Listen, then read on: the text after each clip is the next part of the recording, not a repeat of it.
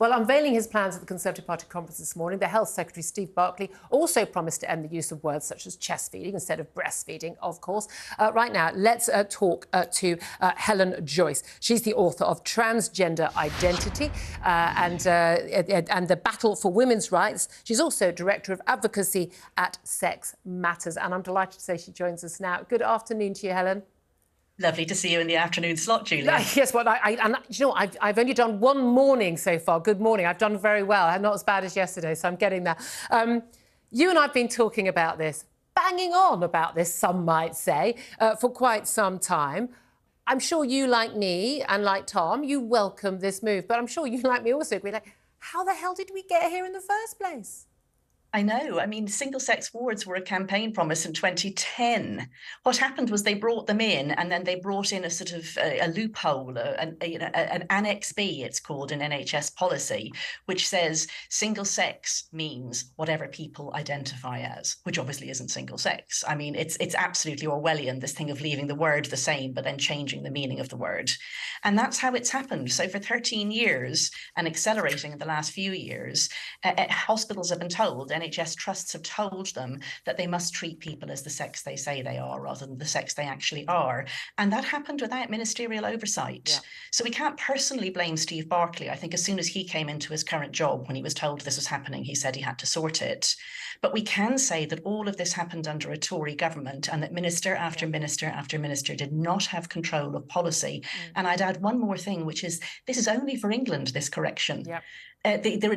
Scotland and Wales are just continuing on with the awful policy of saying single-sex wards, but then you can come in just according to what you say you are. And we have so many politicians, and it includes Tory politicians, including ministers like Penny Mordaunt, who've said things like trans women are women. One of the things I noted actually in some of the language used, because it's a lot about changing the language, and you know, when it's a health need based on only women's health needs, you should use the word woman and the word women.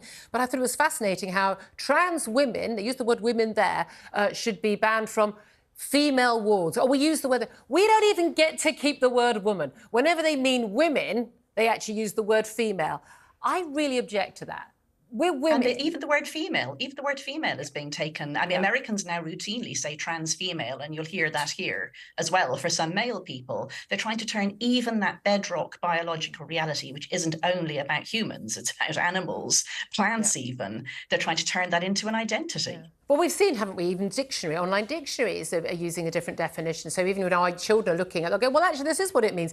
It's not what it means. I don't know how we turn that back and how we deal with this when you've got, like, the General Medical Council, the body that actually, you know, could strike a doctor off from working if they say the wrong thing or do the wrong thing. And they you know, they think that men suffer from the menopause and should be included in those policies. And they're like, I mean, we are in a state of madness. And I think the vast majority of people in this country just think, this is all in... I mean, they're just looking at these people and going, you're all mad. Now, we know there's been a campaign, you know, respect my ex if you want my ex. Basically, if you want my ex in the box on election day, you better respect my X chromosome.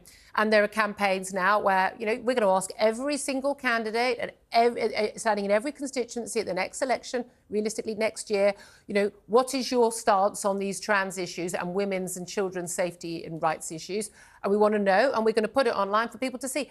How impactful do you think that would be? Because I keep being told by people, oh, look, this is a minor issue. You're just obsessed with it. Most people, look, they care about the cost of living, getting an operation on the NHS. They don't care about things like what you call a woman.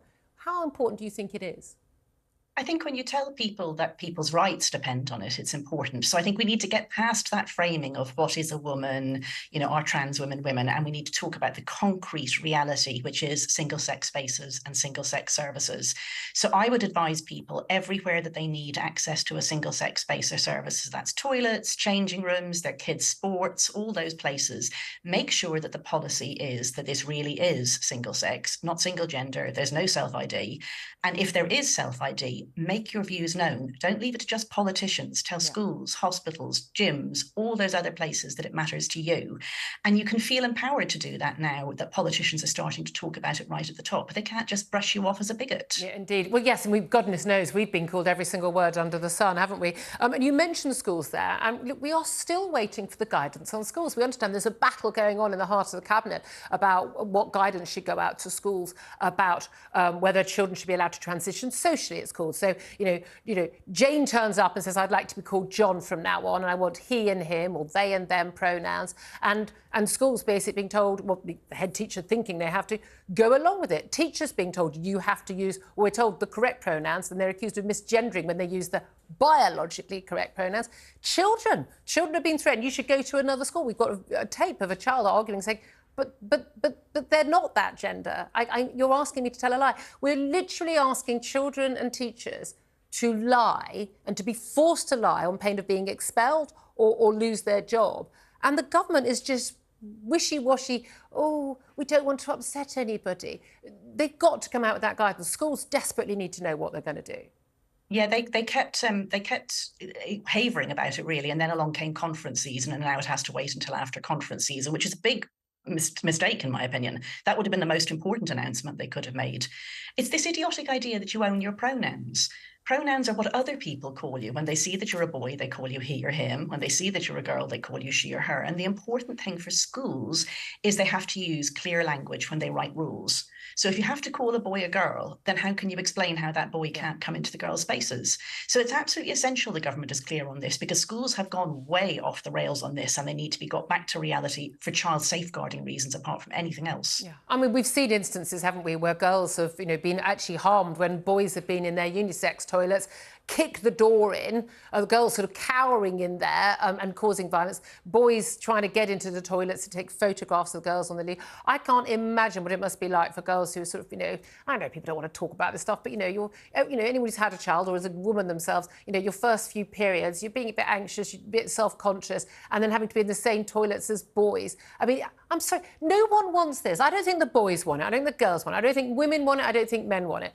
It's a bunch of trans activists who want this, who are still having so much power. That's the thing I don't understand. How do they have that power? Well, they got in by stealth, and they got in by people thinking that it was about being kind. Nobody wants to be mean, and school teachers in particular understand that there are issues of bullying, and they just got this wrongly classified. They thought this was an issue of kindness and of diversity and inclusion and such like, as opposed to thinking that it's actually really not good for anybody. It's not even good for the kid that you're lying about their sex. It's not good for children to be told lies about themselves or anybody else. A child who says that they have gender dysphoria has a problem, and they're not helped. No. By you telling them that they're really a member of the opposite sex. And nobody has helped. Exactly. We can be respectful and kind and compassionate without necessarily trampling everyone else's rights. The key thing about rights and responsibilities is often they are competing, and that's when you have to make decisions. Let me read you a statement from Stonewall on this issue. Stonewall, of course, being the organisation previously promoting brilliantly lesbian, gay and bisexual rights and fighting for those equal rights, and then taking on trans rights. And frankly, I think has changed beyond all recognition in terms of its mandate. Their response to this announcement from Steve Barclay is, whether it's underfunding on female-specific health issues or simply not having their symptoms taken seriously, women regularly report dissatisfaction with the healthcare they receive in England. This is a cynical attempt by the Secretary of State to look busy instead of getting on with the graft of implementing the women's health strategy. And besides being unworkable, all it will achieve is to restrict access to healthcare for trans women by making it humiliating and dangerous. And there we have it again, Helen. So instantly, it's trans women who are the victims, i.e. men, and they're going to be humiliated, and it's going to be dangerous for them. That is, again, a complete turning upside down of the actual facts and the reality. That's what happened within Stonewall when they adopted this policy of gender self-ID. Everybody sensible left. Only complete trans activist extremists joined. And now that organisation is dedicated to destroying sex-based rights. And when you think sexual orientation depends on recognising what sex is, I would say Stonewall works directly opposite to its mandate now, to destroy the rights of the people it was set up to support. And the cheek of them talking about female-specific healthcare needs when they don't even know what female means. I mean, honestly, honestly, get that word out of your mouth. I know. I mean, that is one of the things, isn't it? I mean, female-specific healthcare, I would have thought things like treating the cancers only women can have because they've got women's bodies. But this is the thing. By definition, if you're calling yourself a trans woman, the fact that you use the word trans, you know you transitioned or believe you have transitioned from being a man. You must understand that when you look at yourself in the shower, you know what bits you've got and what bits you haven't got. It's all about reality denial. It's a language game. And it's not helpful for people to be supported in this sort of belief at all. Like, especially when it comes to their own healthcare. Like, if you can't remember what sex you are, you can't get the sorts of tests you need. If you're a trans woman, you're going to need your prostate examined. You know, men retain prostates right through their lives, no matter what other surgeries they have for gender transition. And, you know, to pretend that you don't have it and to be allowed to kind of forget and bury that fact is not good for you psychologically. And it's not good for your healthcare. There was a case in America of a trans man, that's a woman, coming in and the staff thinking that she was obese. Actually, she was pregnant and she was mistreated and she lost the baby. So, you know, your sex matters when it comes to healthcare, and that's for trans people as well. That's a very good point. Thank you, Helen Joyce, Director of Advocacy at Sex Matters. Always so good to talk to you. Thank you.